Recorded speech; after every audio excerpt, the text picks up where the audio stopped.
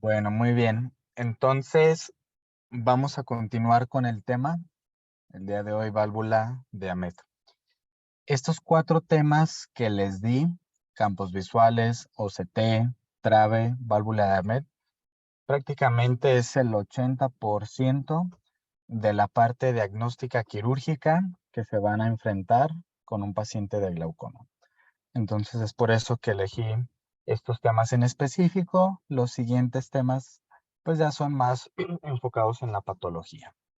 Bien, entonces, hablando de este dispositivo filtrante, la válvula de Ahmed, yo me acuerdo que cuando estaba en la residencia y escuchaba de esta válvula, pues yo me imaginaba que esta válvula era de este individuo, ¿no? Muchos, o yo creo todos conocen a ICAMED, que es un referente en cuanto a la cirugía de segmento anterior y de glaucoma, pero no, pues es este otro Ahmed. Esta fue diseñada por Matin Ahmed o Ahmed, y este dispositivo fue aprobado por la FDA en el 93. Entonces, si se fijan, pues ya tiene varios años en el mercado y autorizada este dispositivo. Bien. A manera de introducción, el dispositivo pues está compuesto por 3 partes. La primera parte, que es un plato, este de aquí. Este plato puede ser de silicón o puede ser de polipropileno. Los modelos actuales son nada más de silicón, la FP7. Anteriormente, la S2, que a mí me tocó colocar algunas, eran de polipropileno, eran mucho más rígidas. Las de silicón son más blandas. Posteriormente tenemos un tubo de drenaje, que es de silicón, y un mecanismo valvular, o estas 2 valvas, que son también de silicón. Estas son las medidas de la FP7. De lo más importante, pues su longitud máxima, 41 milímetros, y el área de drenaje. El área de drenaje o la superficie es de 184 milímetros cuadrados. Y si se fijan, el dispositivo tiene esta forma curva, pues para adaptarse a la forma esférica del globo ocular. Estos de aquí, estos orificios que ven en el plato, son para que se forme fibrosis y la válvula o esta placa quede muy bien fija al globo ocular. De hecho, es más difícil hacer un retiro de válvula que colocarla. ¿Por qué? Porque justo a través de esta zona se forman unos pilares fibrosos que en ocasiones es bastante difícil poder cortarlos. Estos 2 orificios anteriores es por donde se va a pasar la sutura para realizar la fijación. Entonces, la que utilizamos, pues es la de un plato sencillo, que es la FP7, 184 milímetros cuadrados de superficie y está hecha de silicón. También está la pediátrica, que esa es la FP8 y un área menor de 96 milímetros. A mí en lo particular no me ha tocado colocar pediátrica, solamente la de adulto, la FP7 y la S2.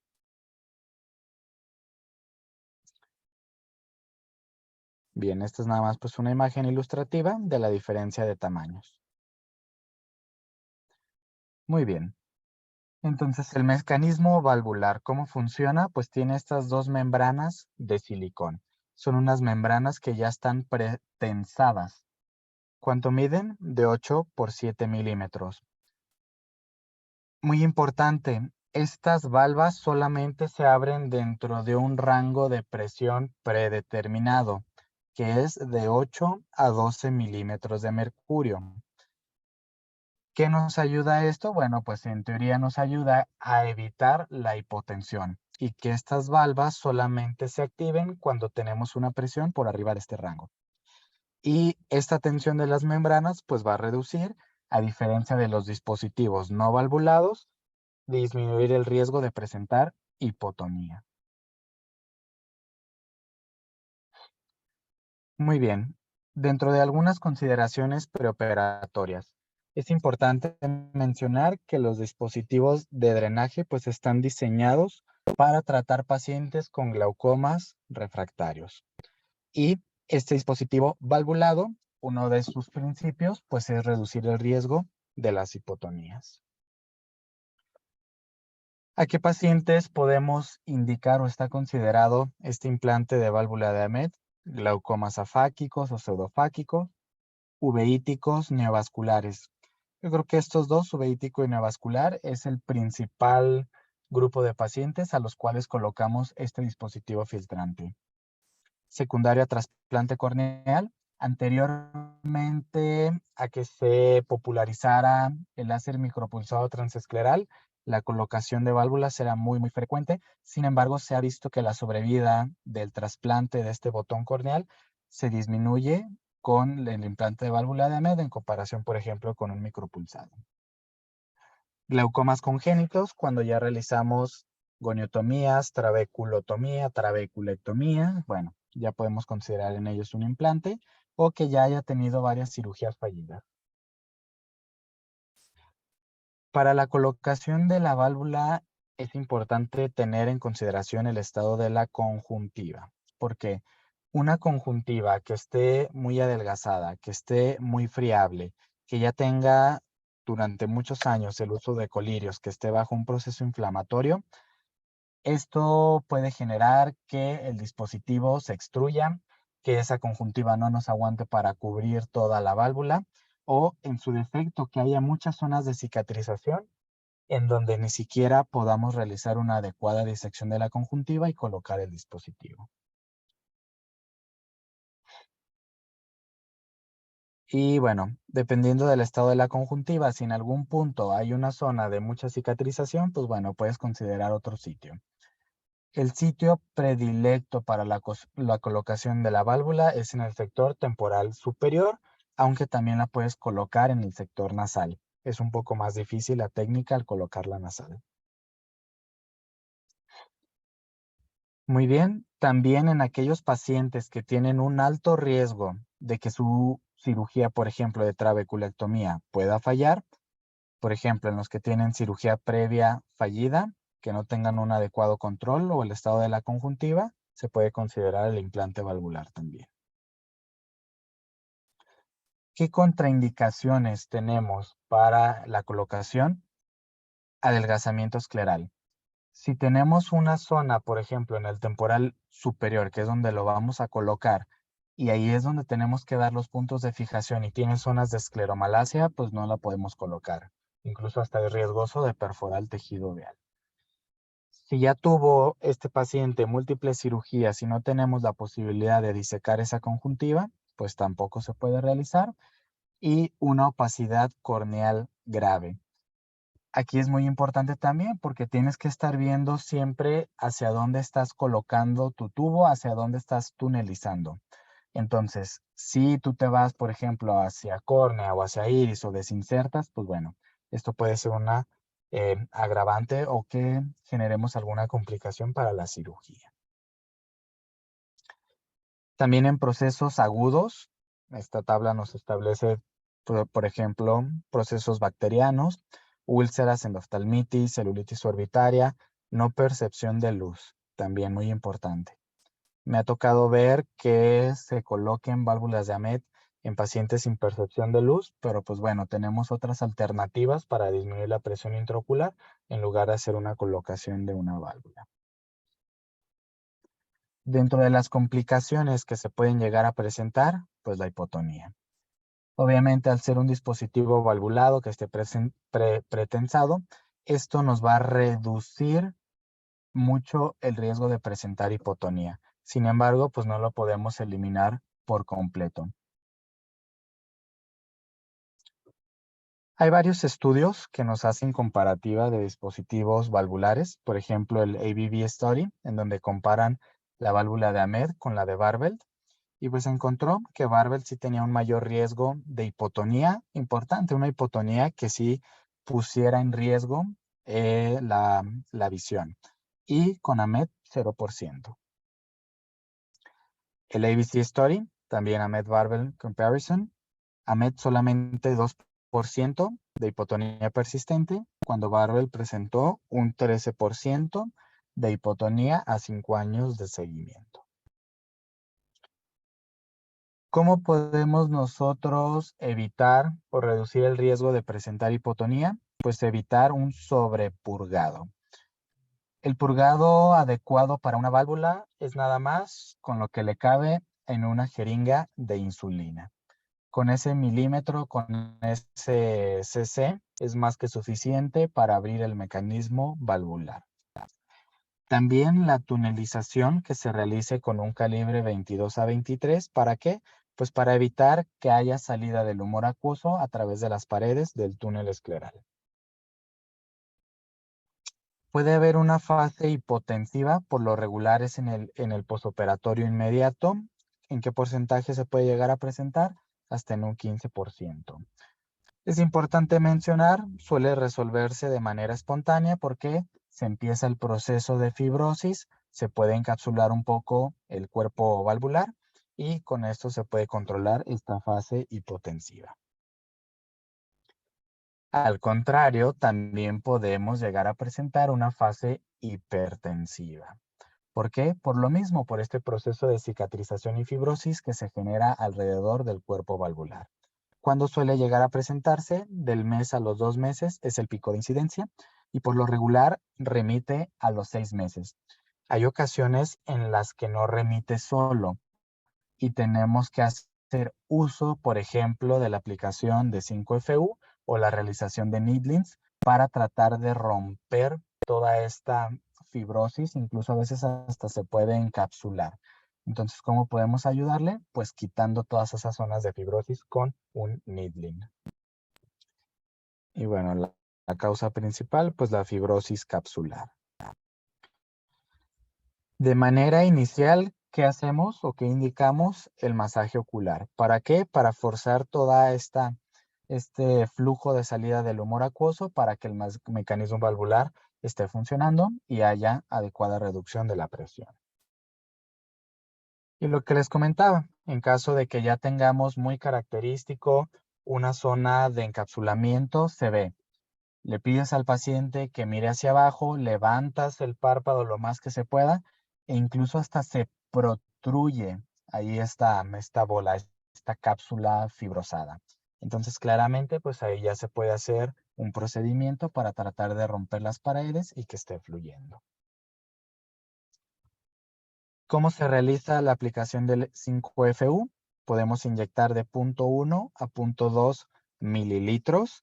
El 5FU se inyecta de manera directa, no se tiene que realizar una dilución y pues esto también nos ayuda, hay mayor riesgo de adelgazamientos escleral o de procesos de endoftalmitis. ¿Cuál es la dosis máxima que podemos aplicar? 25 miligramos, que por lo regular son como 5 needlings.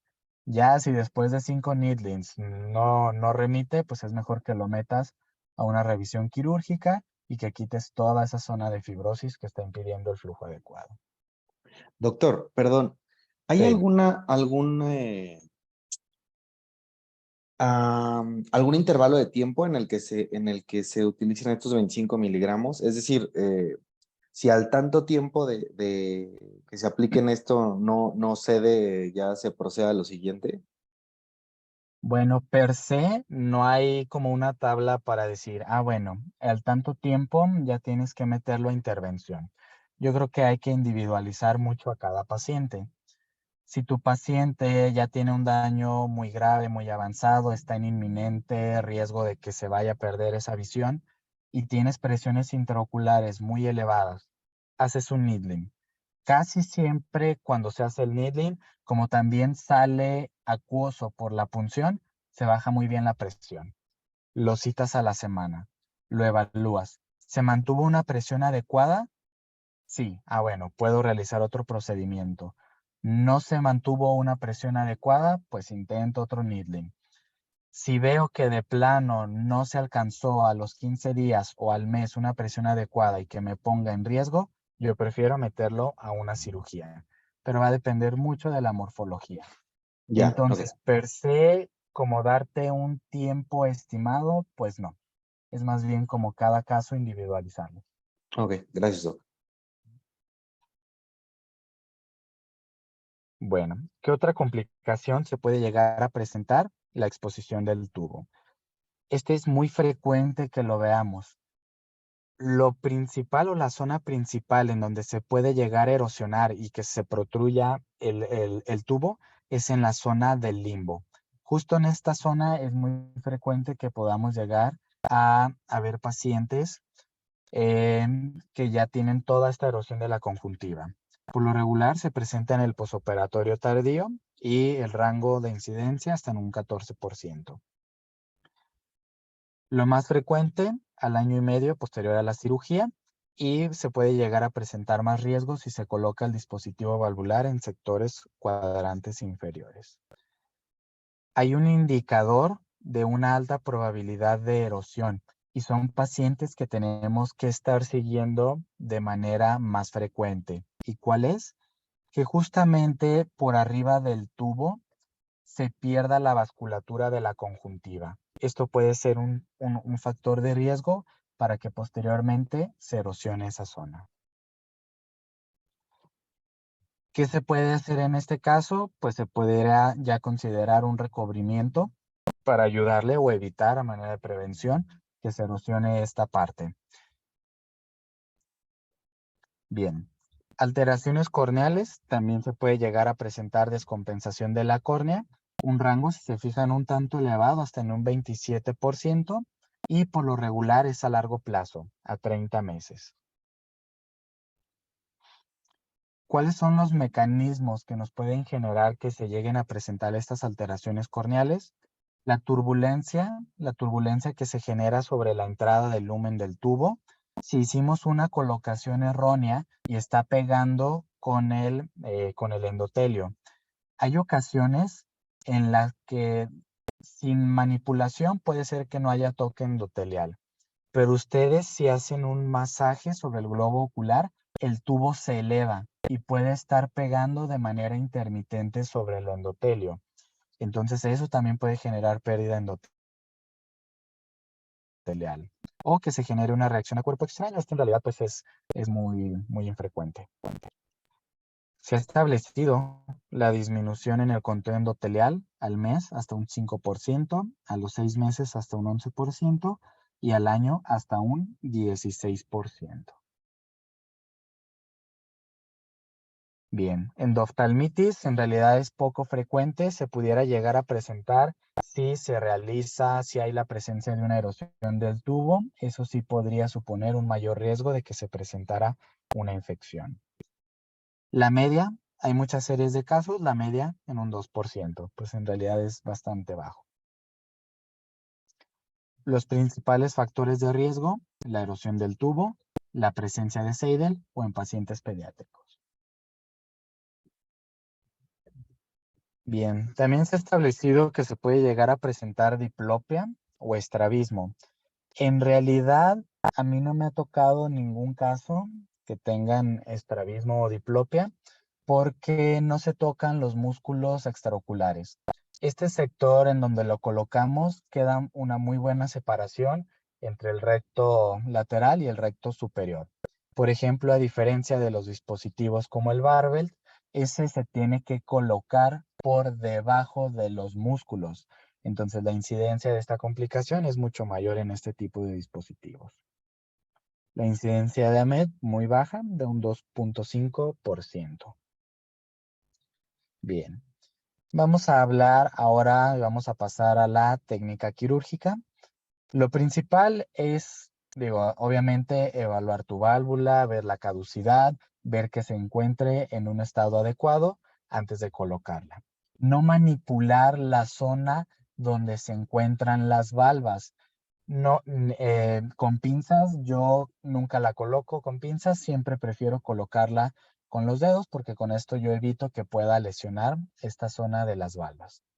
Hay que purgarla con una cánula, 1 milímetro, un cc, es más que suficiente para activar el funcionamiento de las valvas y pues bueno, inspeccionarla también.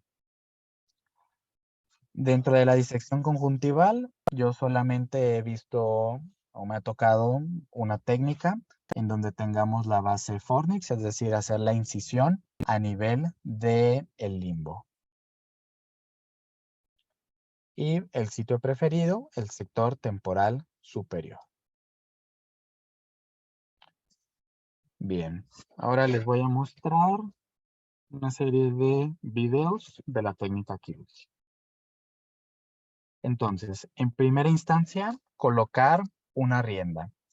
Muy importante en la colocación de la rienda que se haga en M12, en córnea clara, que sea de un espesor parcial. Si lo hacen muy superficial, cuando hagan la tracción se puede presentar una complicación que los gringos le llaman cheese wiring, en donde se rompe pues la córnea. Y si lo hacen muy profundo, puede ser que entren a cámara anterior y al entrar a cámara anterior, pues van a tener fuga, la cámara se va a aplanar. Me han pasado las dos durante cirugías, entonces pues no es muy conveniente para la técnica. Si penetran a cámara anterior, luego ya es medio difícil hacer la tunelización porque tienes un ojo hipotónico. Ahí se tendría que hacer una paracentesis y pues formar nuevamente tu cámara. Bien, entonces ya tenemos toda la zona expuesta temporal superior. El siguiente paso es realizar la disección conjuntival. Lo ideal es empezar en M12. Me trabó un poco. Ok. Lo ideal es empezar en M12, que ese va a ser como nuestro límite, y continuar con la disección a través de o a nivel del limbo. Muy importante, ahí van a ver cómo tomo tenon. Hay que disecar toda la tenon, que quede la válvula sobre esclera. Si nosotros dejamos la válvula sobre mucho tejido de tenon, esto puede generar que se encapsule. Y siguiendo siempre el margen del limbo. Si se fijan, la tijera tiene que seguir esta dirección del limbo. Se continúa con la disección y posteriormente hay que realizar un corte relajante. Esto para que nos permita una mayor área de exposición.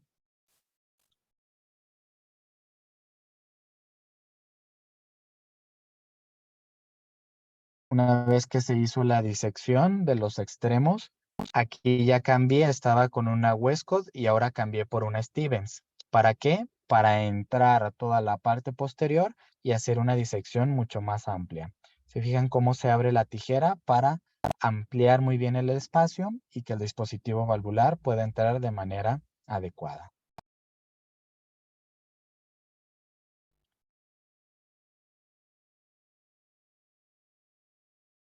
De aquí, de esta zona, había una zona todavía de tenon, entonces se realizó una mayor disección para que pueda entrar bien el dispositivo valvular. Y también se realiza una incisión relajante en los dos extremos.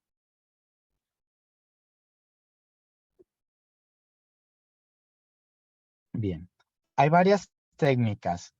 Hay quienes prefieren colocar primero los puntos de sutura y luego lo pasan a través de la válvula y ya meten la válvula. A mí en realidad no me gusta. A mí la técnica que prefiero es una vez que dice que meter la válvula hasta el fondo y una vez que ya está ahí pongo los puntos de sutura. Meramente escuela, no hay una técnica mejor que la otra. Con que quede bien no hay ningún inconveniente. Entonces, si se fijan, yo la metí con los dedos y luego de la parte de los orificios por donde se pasa la sutura, con la punto 12 la bajé un poco más. Nunca se toca o nunca se jala del tubo y no tocar el área de las valvas.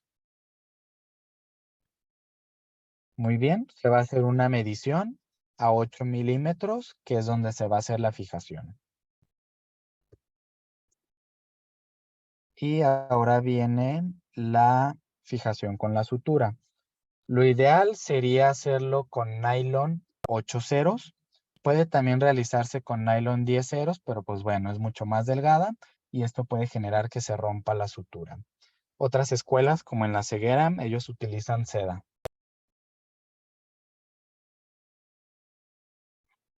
Muy bien, entonces Es un punto epiescleral. ¿Se fijan cómo estoy tomando epiesclera? Hacer un movimiento de rotación y el muñequeo, muy importante para que salga a través del orificio. Aquí, ¿quién me dice hay un error? ¿Alguien lo vio? ¿Qué error detectaron? ¿Quién me dice? ¿Que se movió el tubo? No, lo voy a volver a repetir.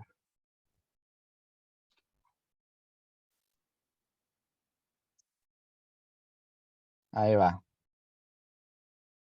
¿Qué error hay? Justo ahí. En este video se Soltó me la aguja, olvidó, doctor. no, en este video se me olvidó hacer cauterización. Entonces mi campo está todo lleno de sangre y no tengo una buena visualización. Principalmente en este punto que es cuando haces la epiesclera, puedes hacer un punto transfictivo. Entonces es importante que tengan una muy buena visualización y hacer una cauterización adecuada. En este no lo hice. Bueno. Entonces ya se colocan los dos puntos de los dos orificios y ahora viene la tunelización. El ojo hay que llevarlo a posición primaria. Bueno, creo que aquí voy a hacer el corte del tubo. El ojo lo llevan a posición primaria, pueden tomar con la McPherson el extremo del tubo y lo colocan sobre la córnea. El corte lo vamos a realizar para que entre aproximadamente 2 milímetros en cámara anterior y que tengamos un bisel hacia arriba. Aquí no sé por qué no se alcanzó a completar. Ahí va otra vez. Muy importante, el bisel nos va a dar un área mayor de filtración y además pues es mucho más fácil la introducción.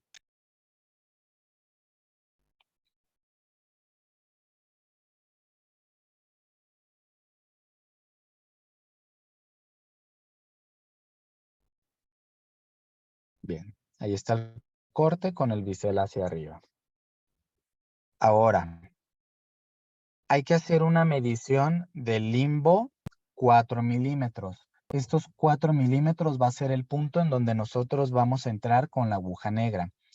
Importante, si ustedes leen un libro gringo o un artículo gringo de la colocación de la válvula de Ahmed, van a ver que ellos ponen un parche de pericardio o de esclera. Esta técnica, no sé si fue idea totalmente de él, pero bueno, se le atribuye al doctor Félix Gil. Félix Gil es un glaucomatólogo, pues de los más grandes maestros que hay, y él está en la ceguera. Y en teoría, él es el que pues diseñó o popularizó esta técnica de tunelización escleral. Entonces, ahora viene la parte de hacer el túnel. Se toman de su rienda con una aguja negra, se fijan cómo está doblada en Z. Esto va a permitir una mejor visualización y una entrada adecuada. Entonces, a los 4 milímetros es importante estar viendo siempre el bisel. Se tiene que hacer una entrada epiescleral. Entonces, se sostienen de su rienda y empiezan a introducir la aguja. Siempre tienen que visualizar la punta de la aguja. En un punto se va a llegar al limbo. Una vez que se llega al limbo, ahí hay que hacer una redirección de la aguja de forma horizontal para entrar en el mismo plano del iris. Ahí ya se hizo la rectificación y se introduce la aguja. Justo ahí. Y cuando vayan a salir, también tener mucho cuidado para evitar que con la propia aguja podamos romper el túnel. Y por último viene pues la introducción del tubo. También se puede realizar con la McPherson Si se fijan, estuve batallando todo el tiempo con la sangre. Entonces es muy importante que hagan una adecuada cauterización.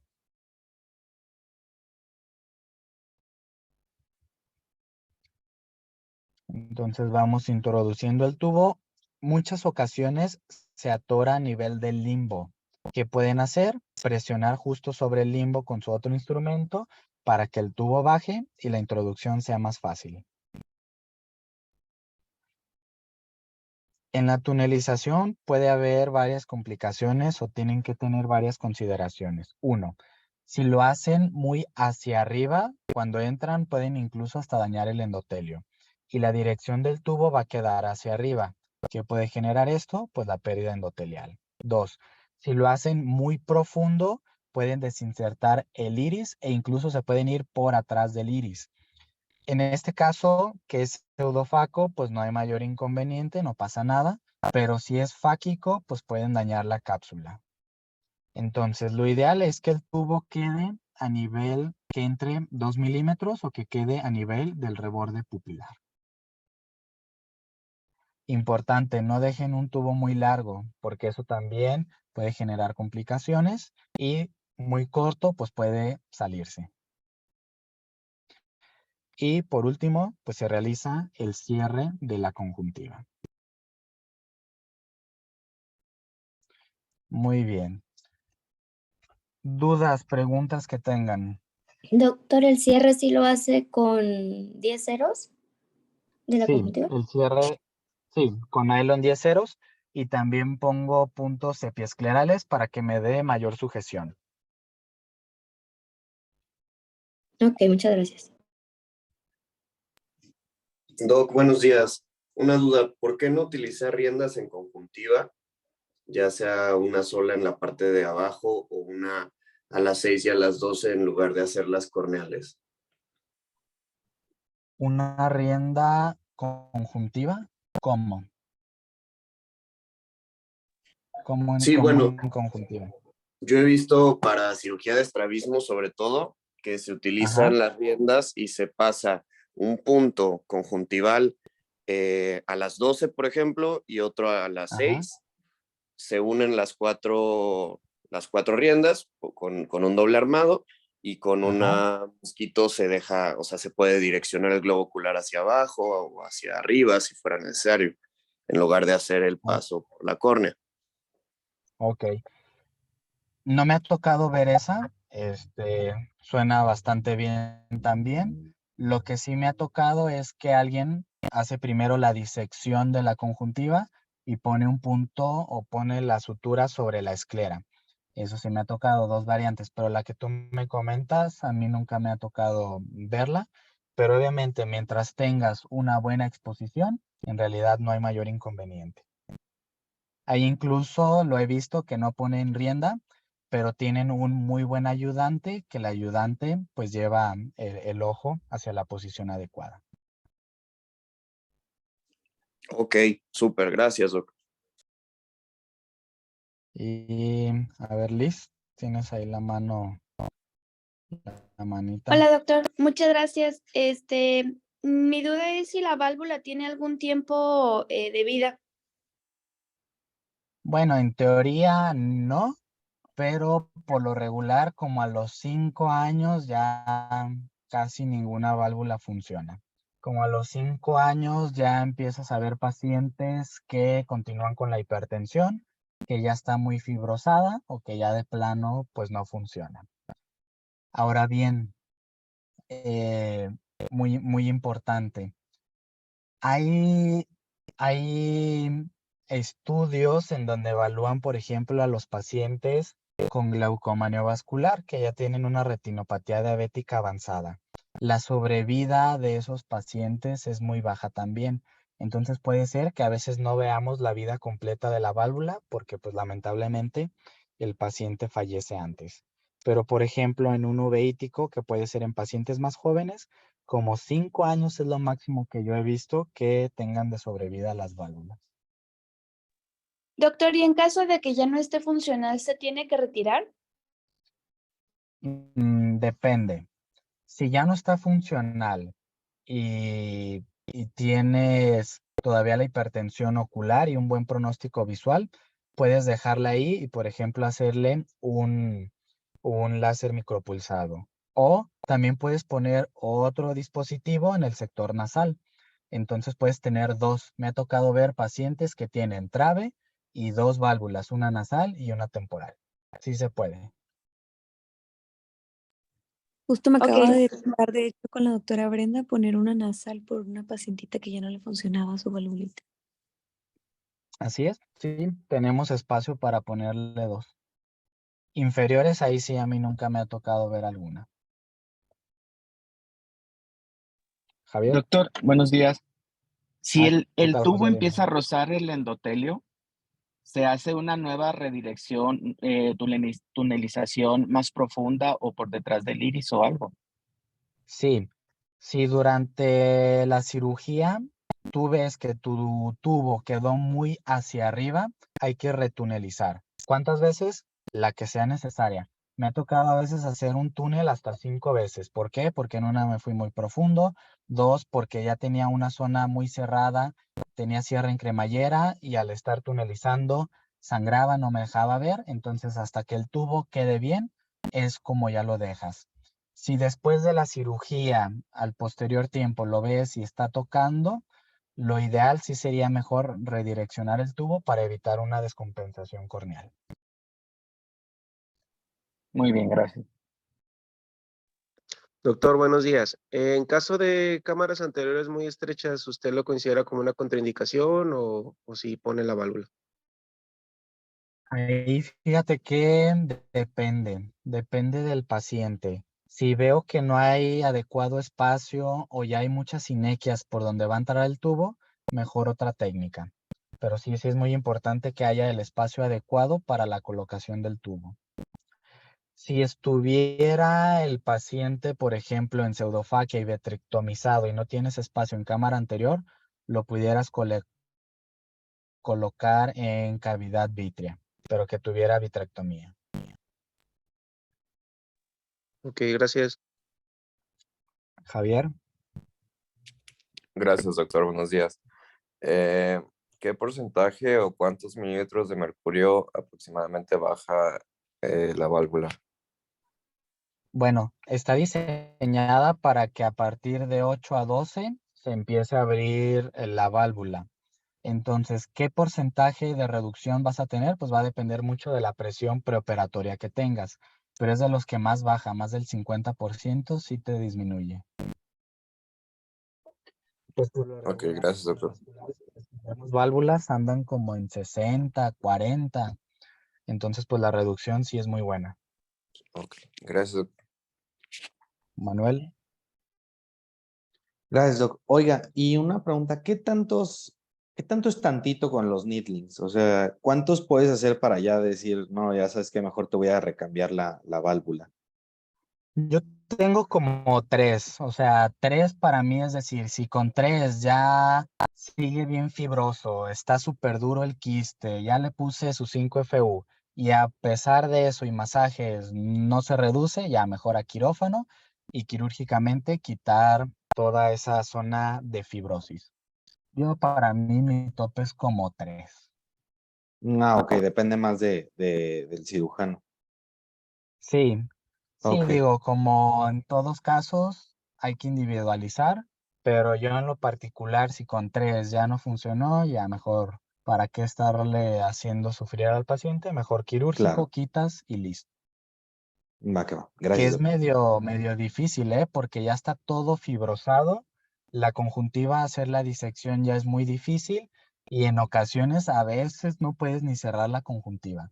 Entonces sí, o sea, no es como algo fácil de, lo meto y se la quito toda esa zona de fibrosis. No, sí es medio complejo reintervenir un paciente ya con cirugía previa. Y en ese caso, ¿usted sugeriría reponer recambio de válvula, pero, por ejemplo, cambiar a nasal o de todas maneras tratar ahí Sí, temporal superior? sí, también podrías hacerlo. O sea, si está dentro de las opciones, podrías mejor ponerle una válvula nasal y ya te evitas pues pues Molestia. esa complicación, pero depende el tiempo quirúrgico, porque si lo acabas de operar hace 6 meses o un año, pues sí también es como muy corto decirle, ah, ya le tengo que poner otra válvula. Pero si ya es una válvula que lleva ahí 5 años, 6 años, pues mejor le pones otra. O un micropulsado, si se tiene el recurso. Para mí el micropulsado es como, no le puedo hacer algo, micropulsado. Para mí es una maravilla el micropulsado. Ok, gracias, doctor. ¿Sí? Sí, Doc. Y ahorita que estuvo, bueno, ya no sé si todavía esté, pero en agotado el 5FU, lo intentó hacer con otra cosa, con mito y 2. ¿Qué tiempo de vida tiene aproximadamente la válvula? Mitomicina no. Hay estudios que hacen, de hecho, comparativa de utilizar mitomicina para colocar la válvula y no utilizar mitomicina. Y los resultados son bien similares. Entonces, pues nada más tendrías como el riesgo que conlleva este antimetabolito sin un beneficio muy adecuado. Entonces, yo no hago needlings con mitomicina. Hay ocasiones en que he hecho needlings sin nada más rompiendo pues la cápsula engrosada de fibrosis y con eso filtra. O también le pudieras incluso hasta inyectar dexametasona. Digo, no es tan efectiva como el 5FU, pero de nada a dejarle dexa, pues también funciona. Y la sobrevida de la vida, de la válvula, pues per se no hay como una tabla que diga, ah, la válvula tiene tantos años de vida. No, es más bien si ya se fibrosó y no funciona, pues ya no te sirve. Por lo regular son como 5 años. Ok, doctor, muchas gracias. Alberto, ¿Qué tal, doctor? Doctor, ¿utiliza o tiene algún límite de presión para ponerla? Es decir, tengo 50, no puedo ponerla. O la puede poner aunque tenga 70 el paciente. ahí lo ideal, cuando tienes una presión sumamente alta, puede haber descompresión cuando entras a hacer la tunelización. Por ejemplo, si tuvieras un 70, cuando tunelizas te va a bajar la presión. Esto puede generar sangrados por una descompresión. Lo ideal ahí sería, uno, pues sus hipotensores máximos al tope. Dos, una carga de manitol previo a la cirugía. Y tres, si durante la cirugía tú notas que el globo ocular sigue muy hipertenso, puedes primero hacer una paracentesis para que se reduzca de manera más controlada la presión y ya luego colocar tu válvula. Per se que tenga 70 no me impide la colocación de la válvula, más bien yo diría, ya hay que colocarle la válvula y le reducimos muy bien la presión. Muchas gracias. Tania, Hola, ¿qué tal? Buenos días, doctor. Yo tengo una pregunta respecto a, por ejemplo, pacientes con escleromalacia, donde pues el reto me imagino que es la colocación y la fijación del plato valvular por el adelgazamiento o al momento de hacer la tunelización. No sé qué experiencia nos pueda decir o también si no es escleromalacia, pacientitos, por ejemplo, que ya tuvieron cirugía de pterigión o procesos de adelgazamiento, ¿qué es conveniente en este caso? muy bien. Si hay una zona importante de escleromalacia en el sitio donde vas a colocar la válvula, está contraindicado. Si es, por ejemplo, en el temporal superior y ahí está la escleromalacia, puedes optar por la nasal superior. Si en el sector nasal superior no hay zona de adelgazamiento, puedes hacerlo, no hay inconveniente. Pero si también en esa zona tiene, pues sería una contraindicación para la válvula. Bien, cirugías previas, tú tienes que evaluar la conjuntiva. ¿Cómo lo puedes hacer? En la consulta le pones tetracaína, tomas un hisopo, le pones tetracaína, le pides al paciente que mire hacia abajo y puedes tú movilizar la conjuntiva. Si puedes movilizar la conjuntiva y tiene un grosor adecuado, puedes colocar la válvula. Si ya se ve sumamente fibroso, pues va a ser muy difícil hacer la disección. Cuando estés haciendo la disección, puedes romper la conjuntiva, ya lo he visto, ya me ha pasado, y reparar una conjuntiva adelgazada con puntos es bien difícil. Luego ahí se puede llegar a romper también. ¿Qué se podría hacer? Pues tal vez quitar una zona de tejido de tenon y ponerle ahí como una especie de parche, pero en realidad pues no es lo más adecuado, porque incluso hasta podrías tener Seidel a través de esa zona. Muy bien, muchas gracias, doctor. Muy bien. Manuel. No, doctor, perdón, no, es que no sabía cómo bajar la manita, pero ya que me Muy bien. pregunta, sí, también me quedé con la duda del límite de PIO. O sea, igual, ¿hay algún punto de corte para no realizar la cirugía hasta que baje la PIO? No, no, en realidad si ya está súper alta la presión, más bien hasta es urgente. Sí, Cuando yo claro, o sea, estaba en la residencia, no sé, llegaba el paciente en la mañana o en la tarde y esa misma noche de urgencia le poníamos su válvula. Entonces, entre actúes más rápido y más rápido que hagas esa reducción de la presión, pues mucho mejor para el paciente. Porque esas presiones tan altas de 60, o sea, déjalas unas semanas y el ojo se apaga. Entonces es claro. más bien, entre más rápido actúes, mucho mejor. Ok, gracias, doctor. Ceci. Sí, doc, los pacientes, obvio la indicación del glaucoma neovascular, cuando la rubiosis en el iris está ahí como sangre y sangre, se lava para que ese coágulo hemático no vaya a tapar la válvula o cauteriza algo. Sí, sí, cuando ya tienes un cierre en cremallera, casi siempre cuando entras vas a desgarrar.